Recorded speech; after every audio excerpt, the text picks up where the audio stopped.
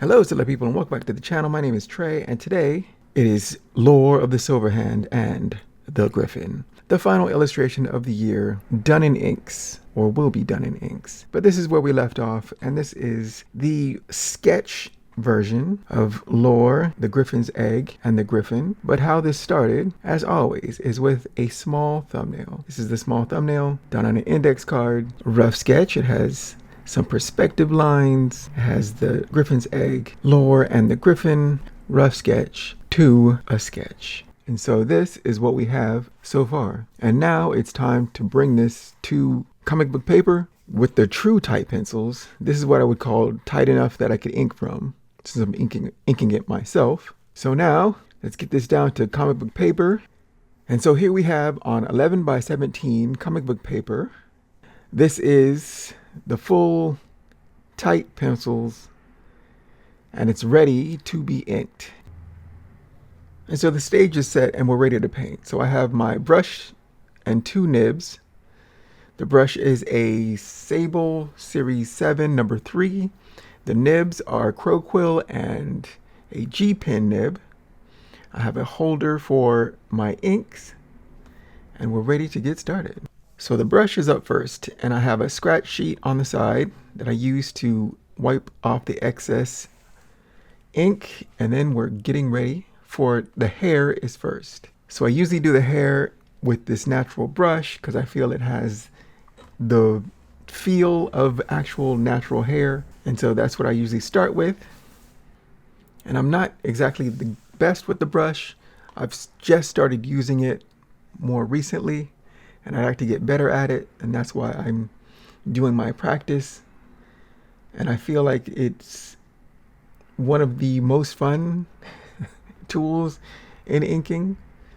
I'm still practicing my line weights, but it's really nice to have this feel that you can do with your hand pressure of thick and thin lines.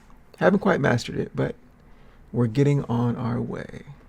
And after the brush, then I go to my Crowquill. I have my two nibs, Crowquill and G-pen. I usually always start with the outer lines with this Crowquill. I feel it's a little bit thicker, a little fatter, and more stable is what I want for the outside lines. So that's what I start with. Then after the Crowquill, to get the most stable lines, then I come in with the G-pen, which I usually use for my details. And I always go for the face first, because I feel like if I can get the face down just the way I want it, then everything else is a little bit easier to manage. Now, of finer little lines, I use the pens, but for like the fur around his waist, I use the scratchiness for that with this G-pen nib. The smaller ones would be my actual Copics and Microns, but we'll get to that in a moment. After Lore is in place, then I start on the Gryphon itself. And I try to get, of course, the face and the eyes with this G-pen because this Gryphon is slightly farther back than Lore, the character himself. I'm using a smaller, the G-pen nib for most of the details of this face. But I always bounce around an image and doing the feet because the feet are coming at the viewer and the character of Lore. I wanted a just slightly larger nibs, so I go back to my Crowquill for the feet and the claws. And I knew when I started that I was going to do most of the Gryphon with a natural brush to get some of that line weights and to practice my technique. And also with the feathers, feathers have a very particular feel. They're kind of like hair, but I wanted to get some practice in with the natural brush. And while using the natural brush, I knew this would be one of the major parts of this piece, which is, I guess, a mane of feathers for the Gryphon, since it's a monarch Gryphon in my mind. And so I wanted this large, poofy feather mane, and I thought the natural brush would be perfect for it. Now, the biggest problem would be the time. Sometimes you know something is going to take quite a bit of time, and so you brace yourself for that. I usually try to get things that are the most time intensive done first, and then I can relax while doing the other part. But yeah, all these feathers I knew would be quite a bit of work, and so I just turned on some music and then got on with it, just taking my time, trying to do as much as I can in one.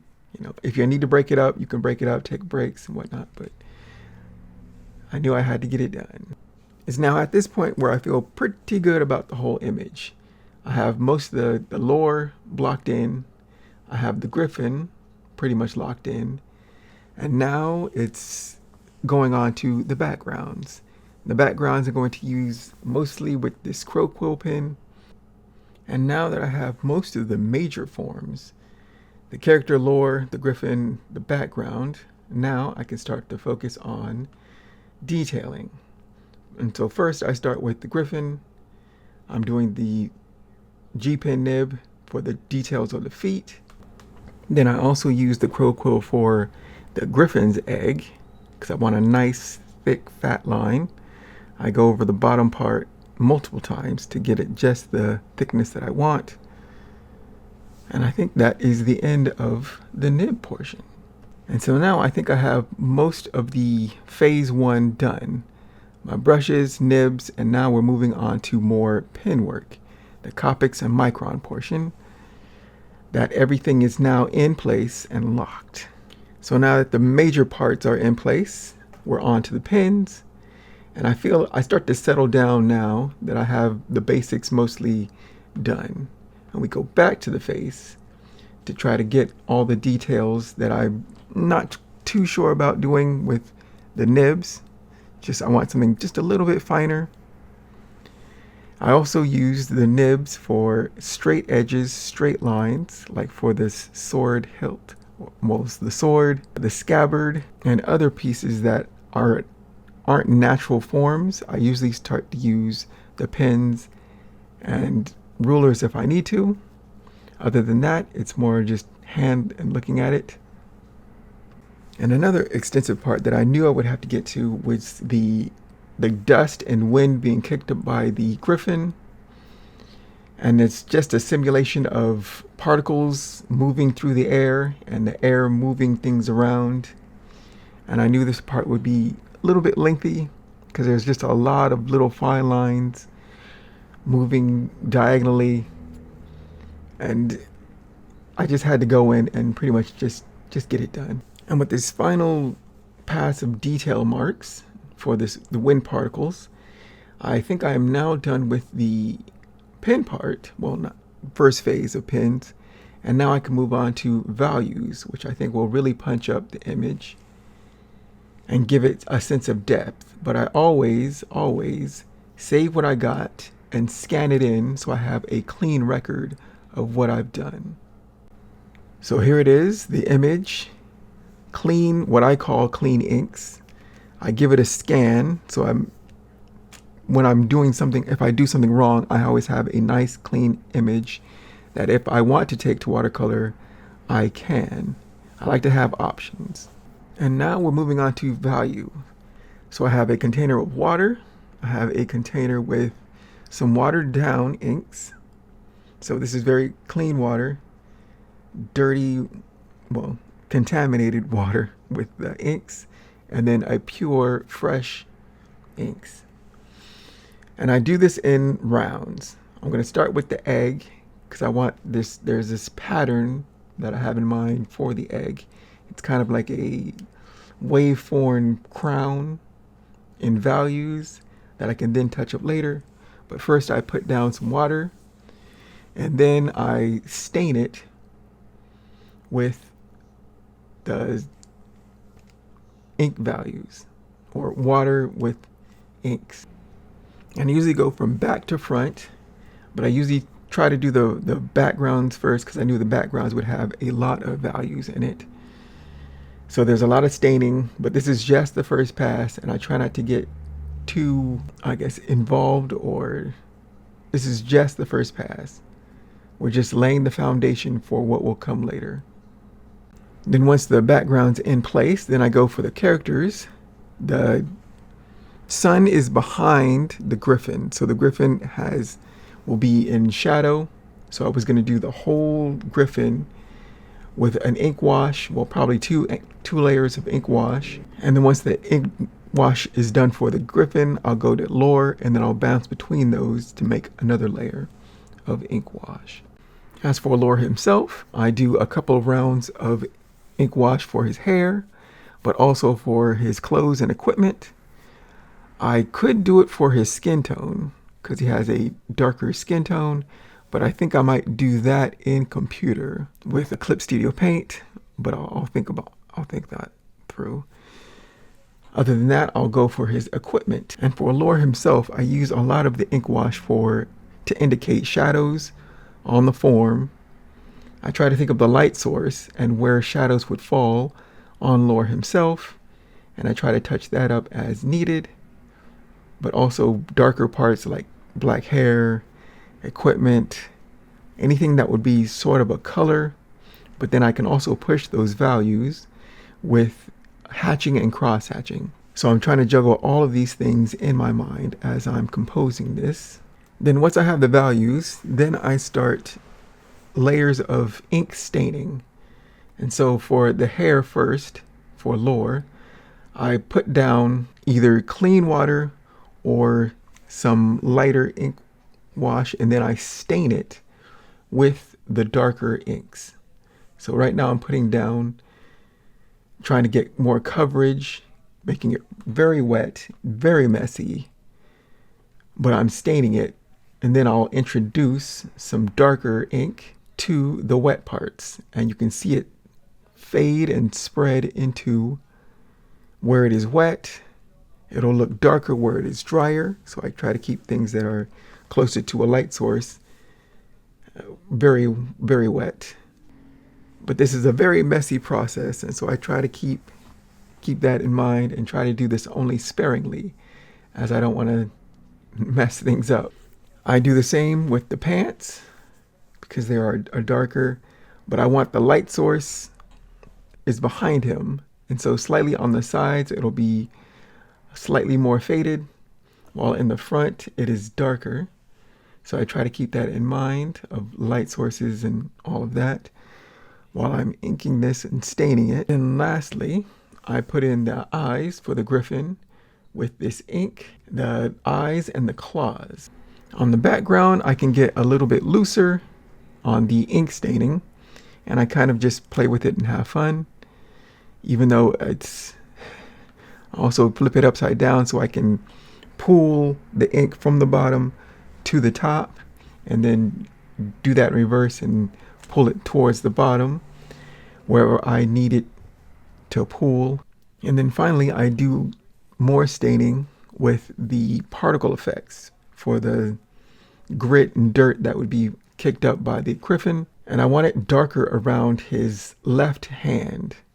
Since he's Lore of the Silver Hand, I usually I have a thing in my mind where his left hand is usually surrounded by darkness, and it's the most high contrast area of the piece. Finally, something very, very messy is to dip your finger in ink and then use your fingerprint to give a texture to objects in the piece. This is very, very messy.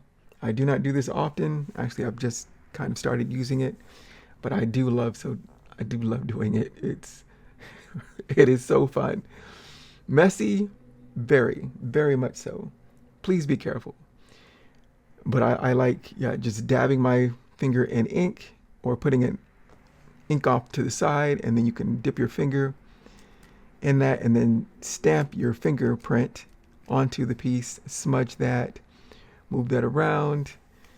Yeah, I enjoy doing that. But this is very, very messy.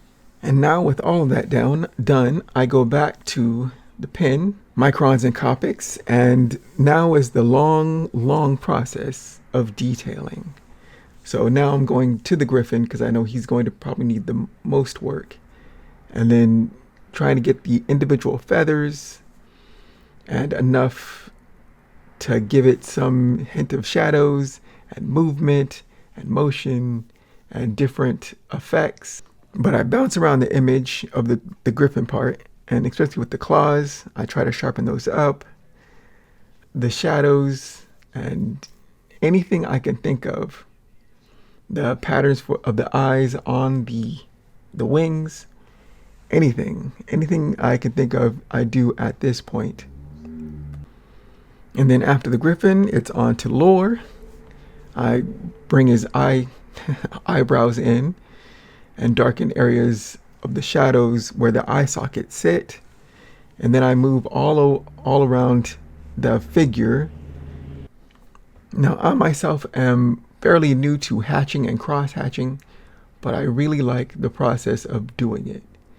It's a way to give value to whatever the object is, and try to think about where the light source is. I also use the pen that these Microns and Copics for the fur. I just settle in, again, put on some music, and then just get to all the little noodling and doodling that I'll do all over the piece to bring it to a conclusion. Now finally, after this is the image with the darks and lights, ink washes and staining, and now we're on to corrections. I'm fairly messy, and when I'm fairly messy, a lot of unintended things can happen. And so I have a white JellyRoll pen that I use to get areas of the image. I tighten things up, tone things up. If things are too in shadow, I can bring some light into it. And also I have this WhiteOut that has more of coverage, and I use it for the rocks to break it up. But what I like about using the white pen, the WhiteOut, is that afterwards I can then scrape, especially for the WhiteOut, I can sculpt it by using a X-Acto knife to scrape off some of that WhiteOut just to give some more definition to the form. Sometimes I squeeze out too much and I need to correct that, and that is my process. And so this is the final piece. Now, I always try to give myself a day or so. Pause, walk away, come back the next day, and you might see something else. But here is what it looks like, all inked. So let's recap, shall we? First, we start with the thumbnail. From the thumbnail, we get a sketch. Then from the sketch, we go to a type pencil. And from type pencil, this is the final. And so that was Lore of the Silver Hand, the final ink illustration of the year. To wrap up this whole inking season, I did some nibs, some brushwork, pens, microns, whiteout, everything I can think of. And that was quite an adventure. I quite enjoyed that one. That was pretty good. So until next year, thank you for joining me. I have been Trey Hodges. You can find my work at treyhodges.com. Power to all the creators. Take care of yourself. Enjoy the holiday season. And I will see you in the next video. Take care and keep shining.